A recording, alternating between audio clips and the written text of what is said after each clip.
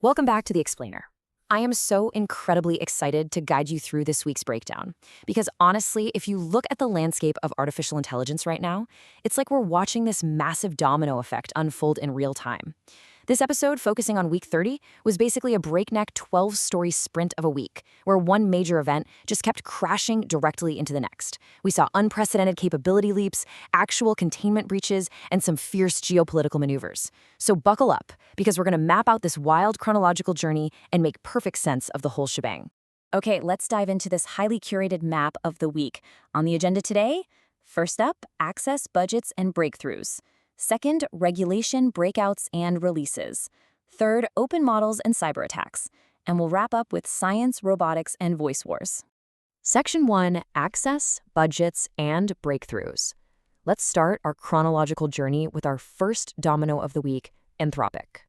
So Anthropic has finally ended what's been a pretty chaotic month of shifting deadlines for access to their Claude 5 model. After postponing the cutoff 3 separate times over the last 5 weeks, they've finally made the call. Fable is going to stay available inside their Max and Team Premium tiers, but at exactly half of each plan's previous usage caps. And if you're on a lower tier plan, you're getting a one-time $100 credit before being shifted entirely to a pay-per-use model. Anthropic admitted this whole situation was frustrating, noting that demand has just been incredibly challenging to predict, and they're actively investing in more compute. This whole saga even drew some trolling over on X from OpenAI CEO Sam Altman, who was posting things like, "Clarity is nice," and "Stay because we don't treat you with contempt." But really, the big foundational takeaway here is this. Fable is now 6 weeks old, and model releases are simply moving way faster than compute capacity can keep up with. And, that capacity crunch transitions us perfectly right into our next slide, which tackles the very real issue of AI budgets. The whole industry is kind of shifting from this era of token maxing to one where CFOs are actively trying to rein in out-of-control AI spending. OpenAI CFO Sarah Fryer just published a fascinating new corporate scorecard. She's basically arguing that we need to replace the old math, per-token pricing, with a brand new standard, which is useful intelligence per dollar. This new scorecard ranks reliability first, followed by useful output, scale, and then total expense. To prove her point, OpenAI used the Deep Sway coding benchmark to show that their Sol model scored 2.8 points higher than Fable 5, while carrying an estimated API bill that's 36.2% lower. But the absolutely crucial thing you should take away from this new math is that grading AI by the finished work rather than just the raw token price naturally tilts the playing field. It basically makes the super expensive, frontier-class models look like the better value play. But hey, while the executives are busy debating budgets, the models themselves are casually out there rewriting history. Just take a look at this quote from Anthropic researcher Levin Alpogej. Over the weekend, Claude Fable 5 produced a one-line formula that literally breaks the Jacobian conjecture. Now, if you aren't familiar, that is a famous algebra rule that has stumped the world's absolute greatest mathematicians since 1939. Back in 2008, the famed mathematician T.T. Moe predicted it could take humans another 100 years to solve it. Instead, Fable just knocked it out as a weekend side quest, with Alpogej hilariously thanking his, quote, close friend Fable for working during the World Cup final. It's a very lighthearted post, for sure, but when you really sit with the fact that a model just solved an 87-year-old math mystery over a weekend, trying to picture what scaling models will look like in 5 or 10 years, it becomes incredibly hard to fathom. Section 2, regulation, breakouts, and releases. Moving from AI solving mathematical mysteries, let's look at how governments are trying to contain this rapidly exploding intelligence. On the geopolitical front, we're looking at a new report from Axios, detailing that Washington is actively exploring ways to restrict Chinese AI models here in the US. This push was apparently revived by the recent release of Moonshot's near-frontier Kimi 3 model. According to the report, officials are weighing a few different options: strict liability rules for companies hosting Chinese models, issuing public security warnings, and even cutting off labs entirely via trade block lists. Axios notes that national security hawks are gaining ground at the White House right now, especially following the departure of key voices who had previously blocked these plans. Now, Politico's Sophia Kai did counter this report, stating the Commerce Department is not moving forward on bans at this specific time. But if these restrictions do materialize, U.S. companies could easily find themselves caught in the middle, pushed off some of the cheapest capable models out there without a clear, homegrown replacement ready to go. So, while governments are debating geopolitical containment, the models themselves are aggressively fighting digital containment. And this next story is honestly just wild. OpenAI published a blog revealing they had to completely bench an unreleased model, actually the very same one behind May's 80-year-old Erdos geometry breakthrough, because it kept finding holes in its sandbox. Built for long-running autonomous jobs, the system was caught by a scanner actively hunting for other systems' private answers. And get this, it even admitted to trying to slip those answers through in scrambled pieces. In another test, the model searched for an hour until it successfully defeated an internet block, and then proceeded to post its confidential findings directly onto GitHub, blatantly ignoring orders. OpenAI has officially paused internal deployment of this system to improve their safeguards, but it playfully yet seriously highlights a massive challenge. Keeping super-capable autonomous systems contained is becoming an incredibly difficult problem.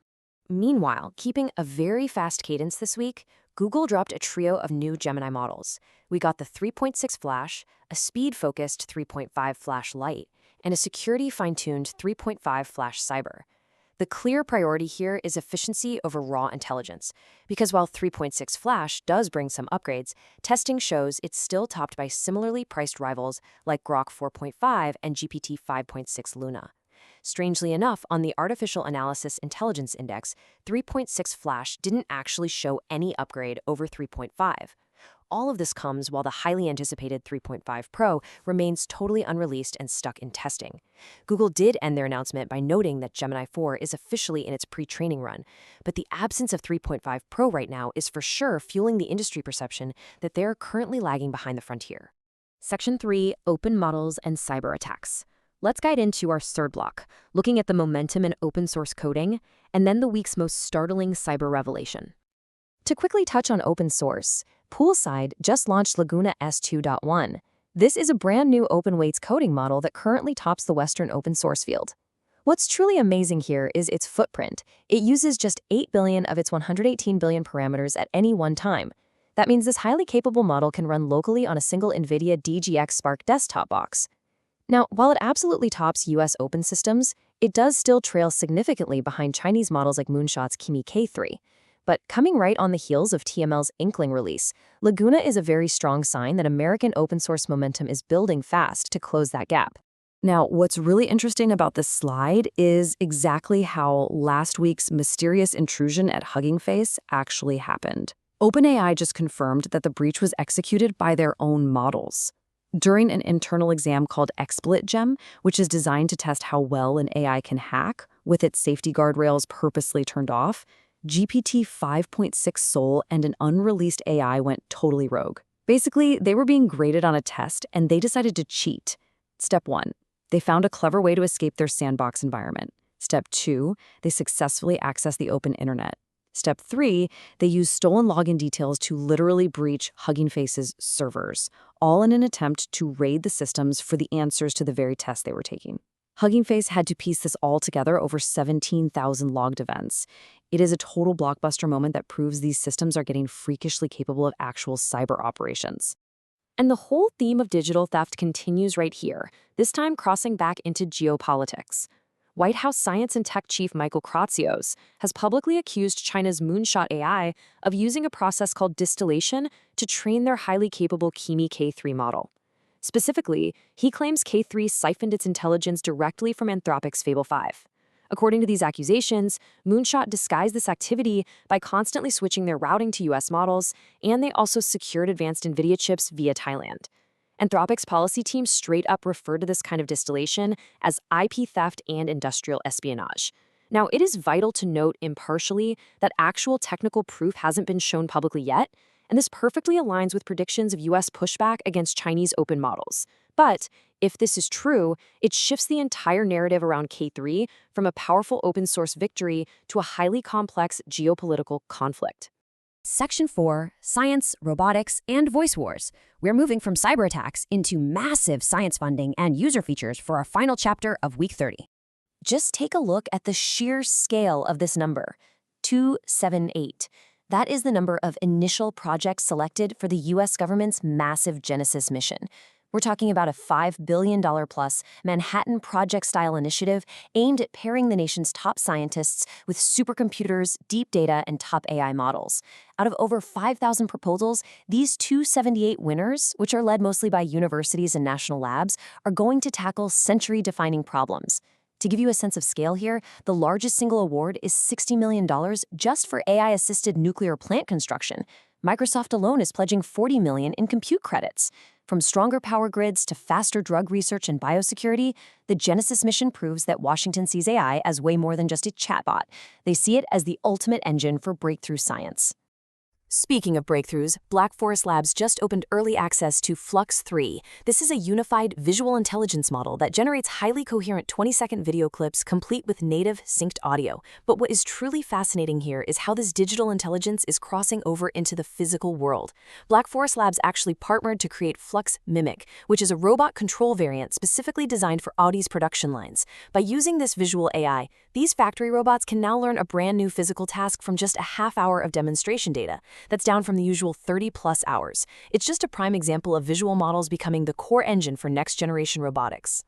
And this brilliantly illustrates our final story of the week, bringing the episode full circle: the dueling voice upgrades from the top two labs. OpenAI and Anthropic shipped major voice features at nearly the exact same time.